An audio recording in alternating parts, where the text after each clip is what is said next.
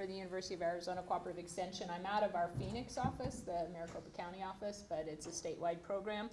And the majority of the work I do is in agricultural literacy. Some of you may have ag in the classroom in your state. We call it agricultural literacy because we don't confine it to just through the classroom. And then this school garden food safety, and then recently on July 1 I took over the directorship of our Center for Rural Leadership. So I wear lots of hats. On your table, and if I don't have enough on your table, there's more.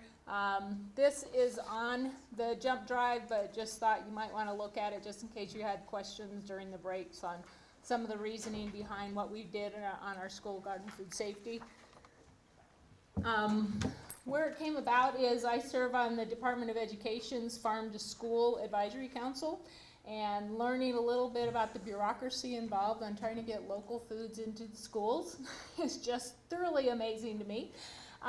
Just the protocols involved, the contracting involved, and serving on that, trying to be helpful. I went, I can't really do something with the local movement into the schools, but maybe I could do with what's already happening in the schools, and that's school gardens. In central and southern Arizona, we have the ideal climate because we're growing during the school year, and you can get 2 crops during the school year. So it's wonderful to have gardens in the schools. It's a growing way for teachers to actually do some science with the students, some math, and then some hands-on. And so there's a lot of people interested in it. But our Department of Health Services, Arizona Department of Health Services, never allowed the food that was being grown in the school garden into the school cafeteria. And it's state by state on how they interpret the food code. And in ours, it has to be from an approved source, and the school gardens were not from an approved source. So we received the grant last October 1st, excuse me, and have been working with the Department of Health Services to get them to have a way that we can certify those gardens that it is an approved source, and then they can use those items in the school cafeteria. Is it going to take away everything else that they're buying from Stern Produce? No.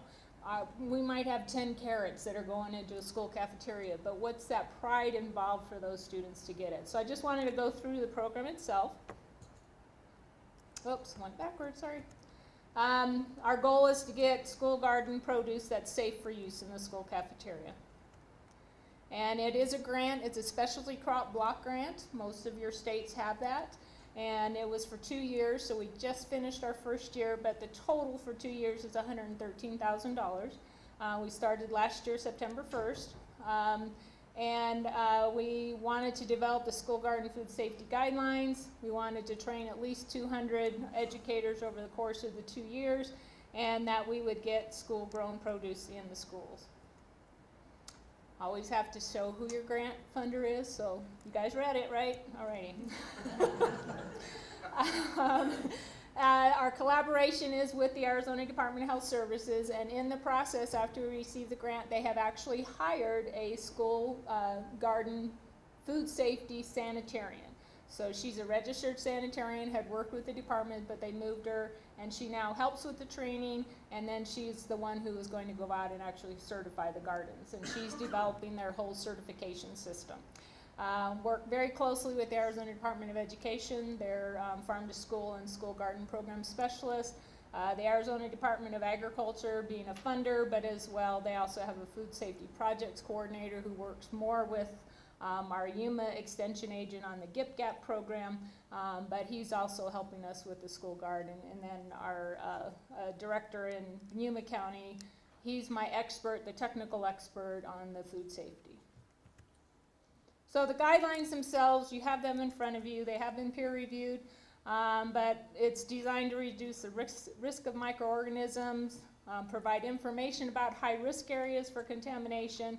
They don't guarantee that the product is safe, but that we can verify that the school has taken the proactive measures, and that's what it's all about. Even in the good handling practices, good agricultural practices, you can't guarantee the food is safe, but at least they can come back and say, I implemented these practices, and it's a protection measure for them. So overview is they have to have a risk control plan, and one of those is that they would have worker health and hygiene, and I love this picture. This little kid with dirty hands as well as a Band-Aid on his finger, so what's that cut and what's it introducing into the garden. And then the land use and land use history. Part of the conversation we've been having over the course of the year, and if you look at the guidelines right now, when we look at water source, the Department of Health Services is, at this point in time, is not allowing harvested rainwater to be used in the garden on edible crops. They are also not allowing school composting to be used as soil amendments. But because of the training we've been doing, they have now gone to their director, Department of Health Services, and said, can we do something? Because what else can we do with these students? But if they can learn about harvested rainwater and how much they're able to capture and be able to use it in that garden, but do it in a safe manner. Same with the composting. So they're in the process right now. So the next time we do a training is probably going to be different, and those guidelines are going to be different. But they are going to allow composting if the director approves it, as well as rainwater harvesting, as long as they set up standard operating procedures. And they will be given a variance that says this isn't a practice that we really endorse, but if you're following your SOPs, you can use it. And they gave me the example that sushi restaurants all have variances because raw meat is not something the Department of Health Services normally would endorse. But if they're handling the food correctly, then they'll give them that variance. Also looking at pest control and being in schools, we highly recommend they don't use any kind of pesticides at all other than natural ways to eliminate pests. And then looking at animal intrusion, both wild and domestic. And then how they're going to harvest, and they need to look at the field sanitation in advance, looking up any emergency cleanup procedures if there is a contamination event. Say there's bird poop on a carrot, just toss the carrot, just don't put it into the cafeteria. Harvesting containers and equipment, make sure that they've been sanitized, and then also what happens when the cafeteria staff receives it. We are asking that the schools do not wash the produce ahead of time because there's no indication of when the cafeteria staff would actually use it, and putting moisture on those products might cause a chance for some microorganisms to grow. And so the cafeteria staff, we just did a training with them. What do they do once they receive it? Because they're used to getting their produce, a lot of it already cut up. And so now they're having to take the raw product and clean it and take care of it. We're also asking cafeteria staff to document what they're using, and so then the kids can keep track of how many pounds that they were able to harvest. So when we do a training, we have some bell work that they do just to do some pre and post assessments. And then we do the school garden food safety, and that lasts about 3 hours. Our technical advisor is Kurt Nolte, and he does a very good job bringing in why we do what we do, why the guidelines are written the way they're done. And then the Department of Health Services sanitarian brings in, okay, now what do you do to get your garden certified? And she walks through that process. And then we break for lunch, and if they want to, they can go home. But if they want some ideas of how to take the garden and incorporate it back into their classroom, I do an agriculture in the classroom component. And then our gardening 101 is we get one of the master gardeners in that area to be able to do a gardening 101, to be able to answer their questions, maybe some issues they may be having with their garden, that type of thing. And so, as I said, a year ago we had 0 on our listserv. We now have 772 educators on our listserv. We did our first training in Coconino County, which is northern Arizona, and had 44 that were trained, and they specifically said, we want you in April because our gardens are starting in May. And they wanted to be able to get trained and hopefully look at the certification. We did our second training in the Phoenix area, did one in Phoenix and one in Chandler, and trained an additional 76. And that already is over my 100 that I had in the grant. But luckily I over budgeted on what costs to reproduce material, so we're able to train more than that. Right now we have one school that has been certified. And we have 2 gardens that are in what's corrective action, meaning they had the sanitarian come out. She made some suggestions on changes they need to make, and then they'll be able to get certified. So we're hoping that improves over the course of the next year. And this is just a quote from one of the teachers who went through one of our trainings. School gardens are such a hot topic right now, and it's difficult to target the right information regarding state requirements, and that it's wonderful to receive the information about the program.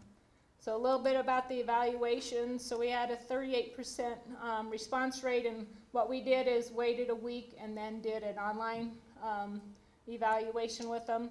And having been our first training, I felt like that some of the evaluations are a little bit low, but we're on that learning curve. What's the best way for them to learn? What's the best way for them to get information? So you can see what some of those numbers are.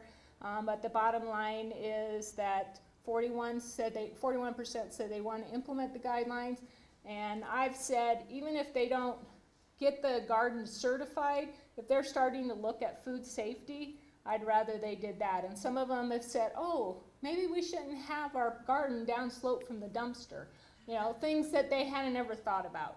And so if I can raise that kind of awareness, if they start looking at that and never get certified, that's okay with me.